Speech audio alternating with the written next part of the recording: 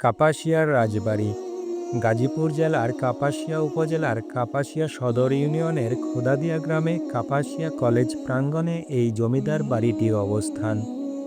Kapasia bus stand বা তাজউদ্দিন আহমেদ চত্বর থেকে রিকশাযোগে মাত্র 5 মিনিটের দূরত্ব।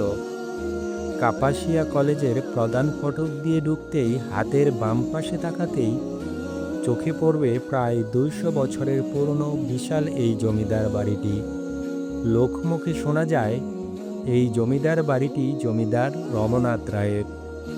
1947 সালে দেশভাগ ও 1951 সালে জমিদারি প্রথা বিলুপ্তির আগেই মারা যান জমিদার রমনাথ রায়।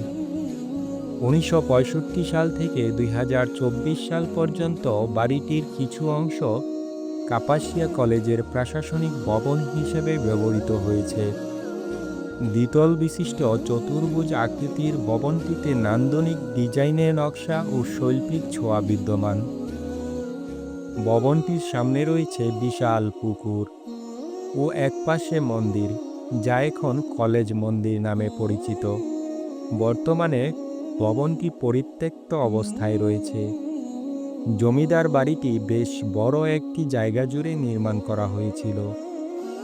ঐতিহ্যবাহী এই জমিদার বাড়িটির অনুপম স্থাপত্যশৈলী চোখে লেগে থাকার মতো। বর্তমানে জমিদার বাড়িটি অযত্ন ও অবহেলায় পড়ে আছে। অনেকটা অংশ শ্যাওলায় ঢাকা পড়েছে। দালানের গায়ে গজিয়েছে বট পাকুড়ের ঝোপ। ঐতিহ্যের স্মৃতি বুকি নিয়ে লাল ইট ও চুন সুরকির মিশ্রণে তৈরি বাড়িটি এখনও কালের সাক্ষী হয়ে কোনো রকম টিকে আছে।